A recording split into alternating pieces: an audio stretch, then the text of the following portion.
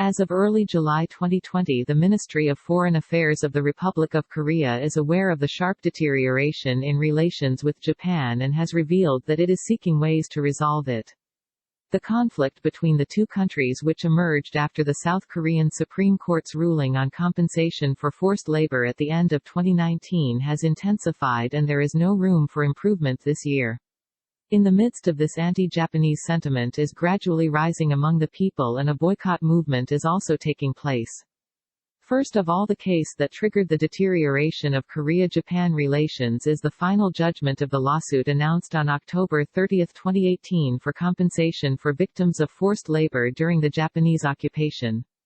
In the trial, the judgment was in favor of the plaintiff, and the defendant, the former Nippon Steel and Sumitomo Metal, immediately protested and appealed. Then on January 9 of the following year, Prime Minister Shinzo Abe strongly criticized at a New Year's press conference, citing the 1965 Korea-Japan Claims Settlement Agreement as a basis for violating international law, and on February 4 export control measures were implemented.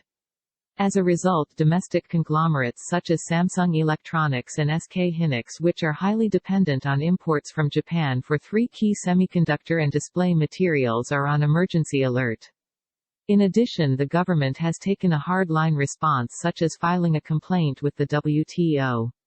Nevertheless, the Japanese side adhered to the existing stance without changing its stance, and finally made a decision to exclude it from the whitelist at a cabinet meeting held immediately after the House of Councillors election on June 19.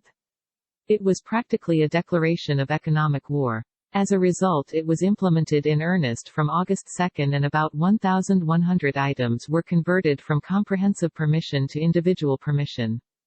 Of course, so far the direct damage is not large, but if it is prolonged, considerable damage is expected.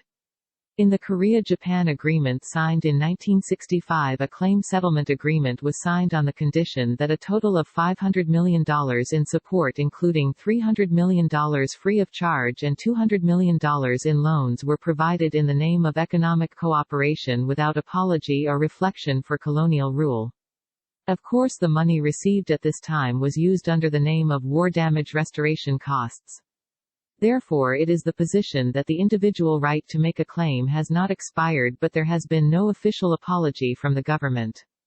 However, during the Roh Moo-hyun administration, the Public-Private Joint Committee proposed a voluntary fundraising plan at the private level, but it was not discussed during the Lee Myung-bak administration, and it was not even discussed during the Park Geun-hye administration.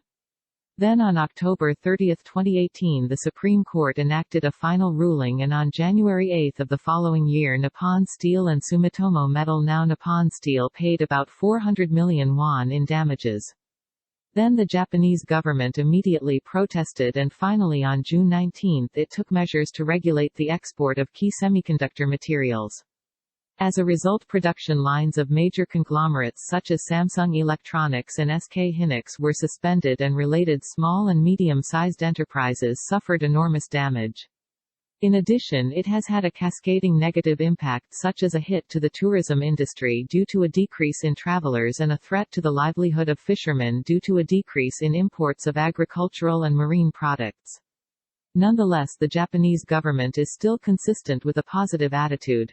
Even Prime Minister Shinzo Abe's aide poured out unspeakable words toward President Moon Jae-in. At this point, do you want to go? Yes.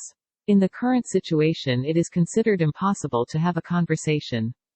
Now there is only one thing left. Strong confrontation is the only solution. Currently, Japan does not hesitate to say that an attack is possible without the consent of South Korea in carrying out a unilateral strike against North Korea.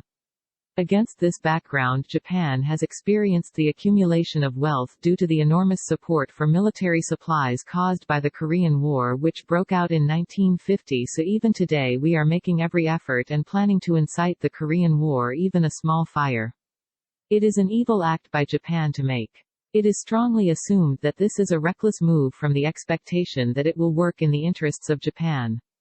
Japan's intentions like this can be said to be a state of shamelessness as a neighboring country, and it is a black intention that should be condemned by the world. I am very concerned that you are not planning what will happen. Japan's dark intentions should be widely publicized throughout the world, and efforts to prevent them from being put into practice and at the same time only to increase the power of national defense by one's own efforts should be the color of Korea's national territory defense capabilities and people's depth. It should be deeply remembered that it is a task that can protect self-defense and the life and property of the people. Thanks for watching. Subscribe, like, please.